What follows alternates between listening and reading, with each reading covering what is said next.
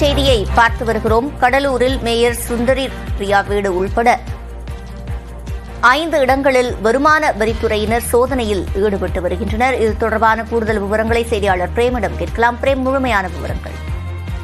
சிவரஞ்சனி, தமிழ்நாட்டில் நாடாளுமன்ற தேர்தல் என்பது நாளை வாக்குப்பதிவு என்பது நடைபெற உள்ளது. இந்த நிலையில் தமிழ்நாடு முழுவதும் வாக்காளர்களுக்கு பணம் மற்றும் பரிசு பொருட்கள் வழங்கப்படுவதாக ஒரு தொடர்ந்து குற்றச்சாட்டை எழுந்த நிலையில் தற்போது தமிழ்நாடு முழுவதும் தேர்தல் பறக்கும்படை அதிகாரிகள், வருமான வரித்துறை அதிகாரிகள் முக்கிய இடங்களில் சோதனை என்பது மேற்கொண்டு வருகிறார்கள். இந்த நிலையில் கடலூர் நாடாளுமன்ற தொகுதியில் தற்போது பணம் பட்டுவாடா, திமுக சார்பில் பணம் பட்டுவாடா செய்யப்படுவதாக தொடர்ந்து புகார் எழுந்த நிலையில் கடலூர் மாநகராட்சி மேயர் சுந்தரி ராஜா வீட்டில் தற்போது வருமான வரித்துறை அதிகாரிகள் 10 பேர் கொண்ட அதிகாரிகள் தொடர்ந்து 1 மணி நேரத்துக்கு மேலாக சோதனை மேற்கொண்டு வருகிறார்கள். இதேபோல் திமுக பிரமுகர்களான ஒன்றிய செயலாளர் விஜயசுந்தரம் மற்றும் திமுக பிரமுகர் ராமு மற்றும் திமுக பிரமுகர்கள் விக்ரமன் உள்ளிட்ட 5 இடங்களில் தற்போது இந்த வருமான வரித்துறை அதிகாரிகளும் தேர்தல் பறக்கும்படையினரும் தற்போது அவர்களது இல்லத்தில் தீவிரமாக சோதனை மேற்கொண்டு வருகிறார்கள். ஒரே நேரத்தில் தற்போது திமுக பிரமுகர்கள் அடுத்தடுத்த வீட்டில் வருமான வரித்துறை அதிகாரிகளும் தேர்தல் பறக்கும்படை அதிகாரிகளும் சோதனை மேற்கொண்டிருப்பது பெரும் பரபரப்பை ஏற்படுத்துகிறது.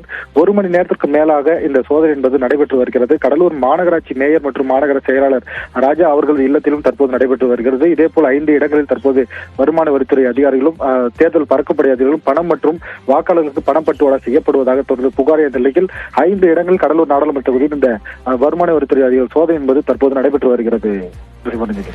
விவரங்களை வழங்கியமைக்கு நன்றி பிரேம்.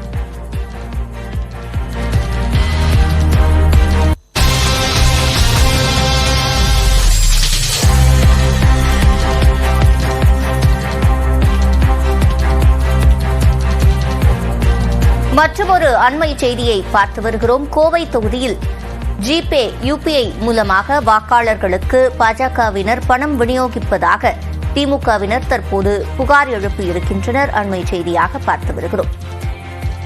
ஜிபே வாயிலாக கோவை தொகுதியில் வாக்காளர்களுக்கு பணம் விநியோகம் செய்யப்படுவதாக பாஜகவினர் மீது திமுகவினர் புகார் எழுப்பியிருக்கின்றனர்.